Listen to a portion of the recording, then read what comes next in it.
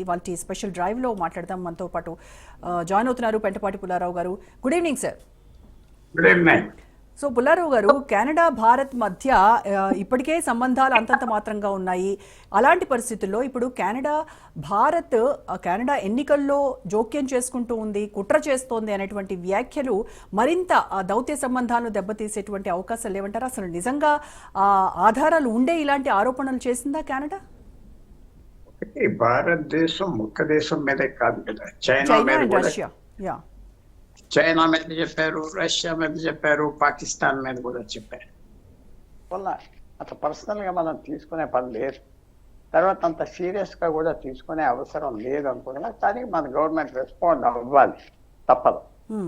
అంతవరకు ఇది ఎప్పటి నుంచో ఈ ఆరోపణలు చేస్తున్నారు. ప్రతి దేశం ఎలక్షన్ టైంలో ఈవేళ ఇంటర్ఫియరెన్స్ ఉంటుంది, మీడియా ద్వారా, ఇన్ఫ్లుయెన్సర్స్ ద్వారా, సోషల్ మీడియాలో అన్ని వస్తూ ఉన్నాయి. భారతదేశం మీద కొద్దిగా ఎక్స్ట్రా ప్రాబ్లం ఏమొచ్చిందంటే, అక్కడ ఉన్న ఖాళిస్తానీ ఎలిమెంట్స్కి అధికారంలో భాగం వచ్చింది కాబట్టి వాళ్ళు ఇష్టం వచ్చినట్టుగా మాట్లాడటం, చేయటం, ఇష్టం వచ్చినట్టుగా ప్రవర్తించటం, చిన్న సంఖ్యలైన భారతదేశం మీద ఏదో పెద్ద సవారీ చేయగలట్టుగా చేసేవారు.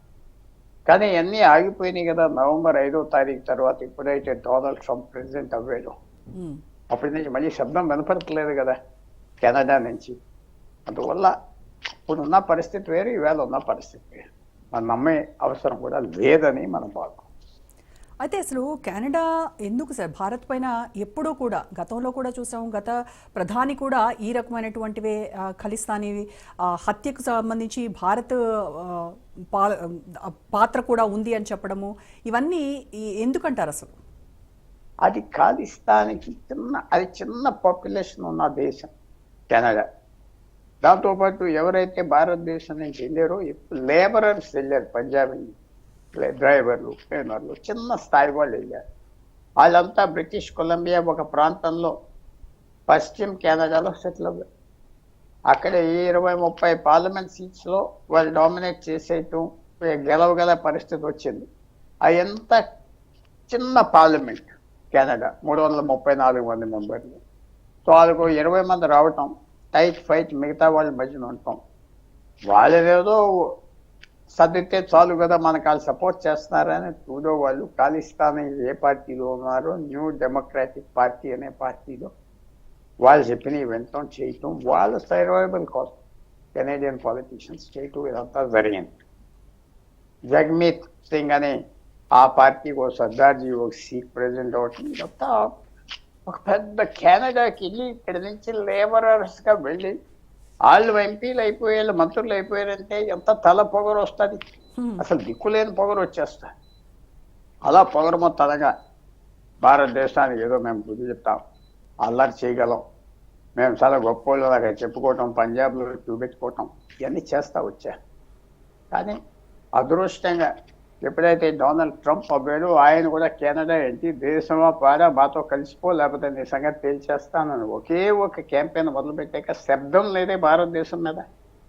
లేదో వాళ్ళ కెనేడియన్ ఇంటెలిజెన్స్ సర్వీసెస్ అన్నారు భారతదేశం చేసే శక్తి ఉన్నది, చేయొచ్చు కూడా, చైనా కూడా చేయొచ్చు. చైనా ఎవరికాదంటే మేము ఎప్పుడు ఇంటర్ఫియర్ అవ్వం, మాకు అసలు ఇంట్రెస్ట్ లేదు కెనడా మీద కూడా అన్నారు. ఈ ఆరోపణలు వస్తే వాళ్ళు జాగ్రత్తగా ఉండాలి. మనకి కెనడా నుంచి ట్రబుల్ ఎప్పుడు తప్పదు, ఎందుకంటే అక్కడ ఉన్న పరిస్థితులు. ఇక్కడి నుంచి వెళ్ళినోళ్ళు అక్కడ చిన్న స్థాయి వాళ్ళు వెళ్ళారు, కెనడా చిన్న స్థాయి వాళ్ళు అక్కడికి వెళ్ళగానే రిజర్ట్ చేసుకోవటానికి, గొప్ప చెప్పుకోవటానికి చేసే వ్యవహారాలు ఇవన్నీ. అది భారతదేశం మీ దక్కేమిటని చెప్పుకోవటానికి అది కొంతవరకు సాగిన కెనడా ముఖ్యత ఇంటర్నేషనల్గా కూడా పూర్తిగా తగ్గిపోయింది. అందువల్ల మనం అంతా జాగ్రత్తగా ఉండాలి. అలిగేషన్లు అవి వస్తూ ఉంటాయి కాబట్టి అదేదో కేర్ పిన్నట్టుగా కాకుండా కేర్ఫుల్గా ఉండాలి. కానీ ఆ టెన్షన్ కెనడాతో ప్రస్తుతం పోయింది. డొనాల్డ్ ట్రంప్ అవ్వటం వల్ల డొనాల్డ్ ట్రంప్ కెనడా మీద చాలా విశేషమైన కోపం చూపెడతాం, వాళ్ళని సంగతి తెలుస్తూ ఉంటాం, ఇవన్నీ మనం చూస్తాం. జగమీత్ సింగ్ మినిస్టర్గా ఉండేవాడు ట్రూడో క్యాబినెట్లో, మొన్న అక్టోబర్ నవంబర్లో వదిలేశాడు గవర్నమెంట్ని. అతను నువ్వు అమెరికాలో అడుగు పెడితే నేను అరెస్ట్ చేసి ఇండియాకు పంపించేస్తా ఉన్నారు FBI డైరెక్ట్. ఎందుకంటే నువ్వు భారతదేశంలో టెర్రరిస్ట్ యాక్టివిటీస్కి ఎన్కరేజ్ చేశావు, నీ మీద ఛార్జెస్ ఉన్నాయని చెప్పారు. మరి మాట్లాడలేదు, అప్పటి నుంచి మాట్లాడలేదు. అలాంటి వార్నింగ్ ఇచ్చారంటే కెనేడియన్కి, ఒక పెద్ద పాలిటీషియన్కి అమెరికాలో అడుగు పెట్టలేదు. ఎంత నష్టం, పరువు నష్టం అంతా ఎంత నష్టం. సో ప్రస్తుతంగా మనం అనుకోకుండా భారతదేశానికి అనుకూల విధానాలు వచ్చాయి కెనడాలో. మనం ఏం చేయకపోయినా వచ్చి ఆటోమేటిక్గా. సో ఇప్పుడు ఎంతవరకు వెళ్తుంది, ఏం చేస్తారు చూడాలి. అన్నిటికంటే ముఖ్యం ఏంటంటే భారతదేశం కూడా ఖాళీస్థానీ ఎలిమెంట్స్ని కెనడాలో, అమెరికాలో వాళ్ళని భారతదేశానికి పంపాలి, ఎక్స్ట్రడైట్ చేయాలి, ఇక్కడ ట్రయల్ చేయాలి అని అడిగాం. కొంతమంది ఇక్కడికి వస్తే చాలా వరకు సోబర్ అయిపోతారు. సోబర్ ఎందుకంటే అలా జరుగుతుంది వాళ్ళ కళ్ళు అనుకోలేదు. అందువల్ల భారతదేశం కొంచెం కేర్ఫుల్గా ఉండి అదృష్టం కలిసి వస్తే మనకి ఈ ఇబ్బంది కొన్ని సంవత్సరాలు తగ్గుతుంది అని మనం భావించాం. అంటే అసలు ఈ ఖలిస్తానీ కార్యకలాపాలకు కెనడా సపోర్ట్ చేయడం వల్లనే ఇలాంటి సమస్యలు వస్తున్నాయంటారా, లేదంటే భారతే కెనడా అంతర్గత వ్యవహారాల్లో ఎక్కువగా జోక్యం చేసుకుంటుందని అనుకోవాలా? భారత్కి కెనడా ఖాళీస్థాన్ ఎలిమెంట్స్ వెళ్ళి అక్కడ ఏదో ఖాళీస్థాన్ తెచ్చేస్తాం, ఇలా చేస్తాం, ఒక దేశం అయిపోతుందని డబ్బులు కలెక్ట్ చేస్తున్నారు. అది కెనేడియన్ పొలిటీషియన్స్ ఎందుకు సపోర్ట్ చేస్తారంటే ఆ చిన్న 20 ఎంపీలు ఉన్న పార్టీలు, 15 ఎంపీలు ఉన్న పార్టీలు ఎప్పుడైనా వాళ్ళ సపోర్ట్ అవసరం వచ్చి చేస్తారు. సో మనం తలుచుకుని చేయట్లేదు, వాళ్ళు చేసే పనికి మనం రియాక్ట్ అవుతాం. భారతదేశం వాళ్ళు చేసే పని, లేకపోతే మనకి ఏం ఇంట్రెస్ట్ లేదు. కెనడా మనకి పెద్ద సంబంధాలు లేవు. కెనడా మనకి మినిమం సంబంధాలు ఉన్నాయి. వీళ్ళ గురించే మనకి నెగటివిటీ అంతా వస్తుంది. ఒకనప్పుడు కెనడాకి భారతదేశానికి చాలా మంచి సంబంధాలు ఉండే. ఈ 15-20 సంవత్సరాల బట్టి ఎప్పుడైతే భారతీయులు ఎక్కువ మంది సెటిల్ అయ్యారో కొన్ని ఇలాంటి ఇబ్బందులు వస్తాయి. వాళ్ళకు కూడా రహస్యంగా పాకిస్తాన్, చైనా సపోర్ట్ చేస్తున్నారు, గొడవ పెట్టండి అని భారతదేశానికి చేస్తున్నారు, డబ్బులు ఇచ్చి చేస్తున్నారు. లేకపోతే ఎవరు చేస్తారు ఇదంతా హడావిడి ఆర్గనైజింగ్.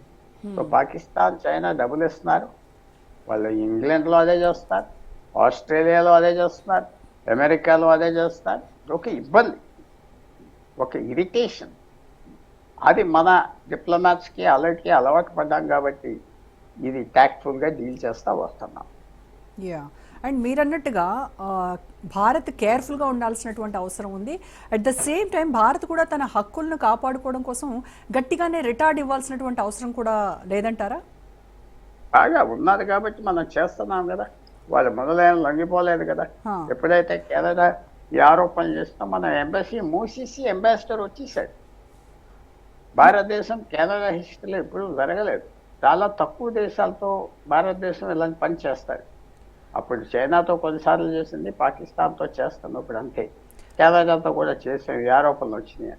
భారతదేశం కూడా చాలా స్ట్రాంగ్. మరి ఇప్పుడు మనం చేసేటువంటి ఈ చర్యల్ని మళ్ళీ రెండు దేశాల మధ్య ఉన్న విశ్వాసాన్ని దెబ్బతీసేటువంటి అవకాశాలు కూడా ఉంటాయంటారా ఈ రకంగా ఇంత ఓవర్బోర్డ్గా ఇన్ కేసు వెళ్తే? అది పెద్ద మనకు తప్పదు. మనం ఎక్కడైనా ఒక సంబంధంలో ఎవరైనా ట్రబుల్ క్రియేట్ చేద్దామంటే మనకు తప్పదు, మనం రియాక్ట్ చేయాలి. వాళ్ళని బ్రతిమాలితే ఆగరు కదా. తిరిగి మనం అటాక్ ఇస్తామంటేనే ఆగుతారు. అవకాశం వచ్చింది, అటాక్ ఇచ్చాం. ఆ మీకు ఇంకోటి కూడా జ్ఞాపకం చేస్తాను. 2017లో ట్రూడో భారతదేశానికి వచ్చాడు, ఒక ఇన్విటేషన్ మీద వచ్చాడు, వస్తానన్నాడు. వస్తే అతను ఏం చేశాడు ట్రూడో, అతనితో పాటు సిక్ మినిస్టర్స్ని తీసుకొచ్చాడు, సిక్ పాలిటీషియన్స్ని తీసుకొచ్చాడు డెలిగేషన్. వాళ్ళందరూ ఖాళీస్థానికి సపోర్ట్ చేస్తూ భారతదేశం తిడతా ఉన్న మంత్రులు. ఎందుకు తీసుకొచ్చాడు? మిస్టివస్గా తీసుకొచ్చాడు. మేము వస్తాం, మీతో మేము రాష్ట్రపతి భవన్కి డిన్నర్కి వెళ్తాం, మేము ఉంటాం. వాళ్ళ వాల్యూ పెరుగుతుంది కదా, అప్పుడు వాళ్ళ స్టేచర్ పెరుగుతుంది కదా. ఆ సమయంలో 4 మంత్రులతో వచ్చాడు. అప్పుడు భారతదేశం రియాక్ట్ అవ్వదు. నువ్వు వాళ్ళతో వస్తే నువ్వు దేశంలోకి వచ్చినా నేను రికగ్నైజ్ చేయం, నీకు రిసెప్షన్ ఇచ్చేది క్యాన్సిల్ చేశాం. చాలా గొడవ అయిపోయింది 2017లో. ఆ 10 రోజులు చూడో ఉండి చాలా ఇబ్బంది పడ్డాడు, అవమానం పడ్డాడు. కానీ వాళ్ళని వదలలేదు. ఆఖరిని రాష్ట్రపతి భవన్ డిన్నర్కి మాత్రం వాళ్ళని రానివ్వకుండా చేశారు.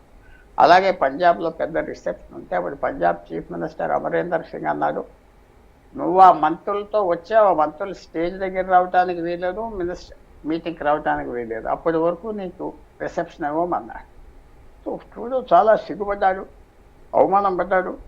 ఆ బ్యాక్గ్రౌండ్ భారతదేశాన్ని ఎంబారెస్ చేయడానికి అతనితో ఎక్స్ట్రీమిస్ట్ తీసుకొచ్చి ఆయనతో పెద్ద అఫీషియల్స్ లాగా వెళ్ళి రాష్ట్రపతి భవన్ అన్ని చోట్లకి వెళ్ళి వాళ్ళ స్టేచర్ పెంచుకొని మళ్ళీ అక్కడికి వెళ్ళి ఇష్టం వచ్చినట్టుగా మాట్లాడటానికి, ఇక్కడ ఇష్టం వచ్చినట్టుగా ప్రవర్తించడానికి, ఇక్కడ మీటింగ్స్లో ఏం చెప్తారు, ఎలా ప్రవర్తిస్తారు, ఎవరు కాస్తాం. అందువల్ల భారతదేశం వాళ్ళని బాయ్కాట్ చేయటం, ఆ బిటర్నెస్ ఉన్నది ట్రూడోలో. ఇష్టం వచ్చినట్టుగా అతను మాట్లాడాడు, అల్లరి చేశాడు. కానీ రెట్రిబ్యూటివ్ జస్టిస్ అంటారు, అంటే ఇమీడియట్గా జస్టిస్ విశేషంగా అతని మీద నెత్తి మీద ట్రంప్ ఎలక్ట్ అవగానే అతని మీద పడతాం, అతని పదవి దిగి అవమానంతో పోవటం. ఫస్ట్ టైం 15 సంవత్సరాల్లో అతను రాజకీయంలో ఏ ఎలక్షన్కి పోటీ చేయకుండా ఉండటం, అదంతా జరిగింది. భారతదేశం చాలా స్ట్రిక్ట్ స్టాండ్ తీసుకుంటారు ఇలాంటి విషయాలు, లెక్క పెట్టదు. ఎందుకంటే మన డిప్లొమాటిక్ సర్వీస్ కూడా ఎప్పటి నుంచో బ్రిటిష్ హయాం నుంచి వచ్చింది. భారతదేశం స్వతంత్రం వచ్చాక బలపరిచారు. చాలా టాప్ పీపుల్ వస్తారు ఫారెన్ సర్వీస్లోకి, వాళ్ళ అన్ని ఐడియాలు ఉంటాయి, అన్ని ఇష్యూస్ మీద అభిప్రాయాలు ఉంటాయి, ఎలా డీల్ చేయాలి, ఏం చేయాలి, ఈ సమస్యను ఎలా ట్యాకిల్ చేయాలి, ఇతర దేశాలు ఎలా ట్యాకిల్ చేస్తారు, మన చరిత్రలో ఎలా ట్యాకిల్ చేసి అసెస్ చేస్తారు. అందువల్ల మీకు పక్కన ఇంకో విషయం, చైనాతో మనకి 2020 ఏప్రిల్ నుంచి విశేషమైన గొడవ అయినా మన ఫారెన్ మినిస్టర్ ఆయన అనుభవంతో, మన ఫారెన్ ఎస్టాబ్లిష్మెంట్ వాళ్ళ అనుభవంతో ట్యాకిల్ చేశాం చైనాని. చైనా తగ్గిపోయే పరిస్థితి వచ్చింది అన్ని. సో అందువల్ల భారతదేశం ట్యాకిల్ చేస్తాయి. మనకు అనుకోకుండా అదృష్టం వచ్చింది, డొనాల్డ్ ట్రంప్ అవటం వల్ల ఆ దేశం కన్ఫ్యూషన్లో పడిపోయింది. మనం కలిపేస్తాం, లేకపోతే మీ మీద ట్యాక్స్లు వేస్తాం, మీకు $200 బిలియన్ ఇస్తాం, దేనికి మా సొమ్ములు తినేస్తున్నారు, ఇష్టం వచ్చినట్టుగా రోజు తిడతాం. సో వాళ్ళకి మన మీద ఇంట్రెస్ట్ అంత లేదు, ఫోకస్ లేదు.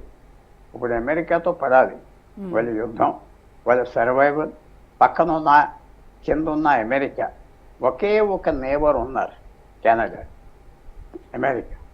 వాళ్ళతో సరిగ్గా గెట్ ఆన్ అవట్లేదు. ప్రతి దేశానికి ఎంతోమంది నేబర్స్ ఉంటారు, కెనడాకి ఒకే నేబర్ అమెరికా. వాళ్ళతో గెట్ ఆన్ అవట్లేదు.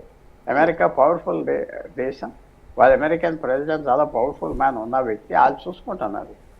భారతదేశానికి కొంచెం రెస్ట్ వస్తుందని నేను భావిస్తున్నాను. అంటే అమెరికా ఎలా అయితే బెదిరిస్తూ ఉందో కెనడా ఏమీ బెదరట్లేదు ఆ విషయంలో. కలిపేసుకుంటామన్నా కూడా సరే చూసుకుందాంలే, కమ్ వాట్ మే అన్నట్టుగానే వాళ్ళు దుందుడుగ్గా ఉంటున్నారు. అట్ ద సేమ్ టైం భారత్పై కూడా, ఎందుకంటే ప్రధాని మారినా కూడా వాళ్ళ స్వరముగా భారత్పై వాళ్ళు చూసేటువంటి దృష్టి మాత్రం మారట్లేదు, సేమ్ అదే కంటిన్యూగా చేస్తూ ఉన్నారు. అది వాళ్ళు ఇంటెలిజెన్స్ సర్వీస్ అన్నారు, రిపోర్ట్ ఇచ్చారండి. వాళ్ళు కొత్త ప్రైమ్ మినిస్టర్ మైక్ కానీ ఏం అనలేదు కదా, ఇంకా మైక్ కానీ నేను రిపేర్ చేస్తాను, మంచి సంబంధాలు పెట్టుకుంటాను భారతదేశంతో అన్నారు. ఎందుకంటే కొత్త ప్రధాని కెనడా ట్రూడో స్థలంలో ఎవరు వచ్చాడో అతను చాలా ఎక్స్పీరియన్స్డ్ మనిషి. అతని కెరియర్లో రిజర్వ్ బ్యాంక్ ఆఫ్ కెనడాకి గవర్నర్ చేశాడు, అలాగే విశేషంగా బ్యాంక్ ఆఫ్ ఇంగ్లాండ్ కూడా గవర్నర్ చేశాడు. ఇంటర్నేషనల్ పాలిటిక్స్ తెలుసు, భారతదేశం మీద చెడలేదు, నేను భారతదేశంతో తగు పెట్టుకోని అన్నాడు ఆల్రెడీ. సో భారతదేశానికి అంత ఇబ్బంది రాదు. ట్రూడో ఏంటంటే పర్సనలైజ్ అయిపోయింది ఆయన పాలిటిక్స్. ట్రూడోకి మన మీద కోపం వచ్చేసింది, ఎందుకంటే ఆయన నేను చాలా గొప్పవాడిని, నా తండ్రి కూడా ప్రధానమంత్రి చేశారు, నాకు సరైన గౌరవం ఇవ్వట్లేదు, భారతదేశం సంగతి తెలుస్తానని మనతో గొడవ. అలాగే 2017 నుంచి 2020 వరకు డొనాల్డ్ ట్రంప్తో కూడా గొడవ పెట్టుకున్నాడు. ఇప్పుడు ట్రంప్ కక్ష సాధించాడు. అలాగే చైనా జీ జిన్పింగ్తో కూడా గొడవ పెట్టుకున్నాడు ట్రూడో. సో ఒక భారతదేశంతోనే గొడవ పెట్టుకున్నాడంటే మనకి ఏదో మన లోపం అన్నాడు. అందరితో పెట్టుకున్నాడు, తగు పెట్టుకున్నాడు, నవ్వుతూ ఉంటాడు, కానీ లోపల ట్యాక్ట్లెస్ ఇమ్మెచ్యూర్ మనిషి, బయటికి ఇమ్మెచ్యూర్ బిహేవియర్ ఆయన చేసేది. ఎందుకంటే దానికి కూడా బ్యాక్గ్రౌండ్ ఉన్నది. ఆయన ధనవంతుడికి పుట్టినప్పటి నుంచి తండ్రి ఒక ఫేమస్ పాలిటీషియన్, కెనడాకి వాళ్ళ ఇంట్లో పెరిగాడు. సో రకమైన ఆంబవం వస్తుంది, వంశపాలకుడు, దాంతో వచ్చే గీర పొగరు అన్నీ ఉన్నాయి వాళ్ళు.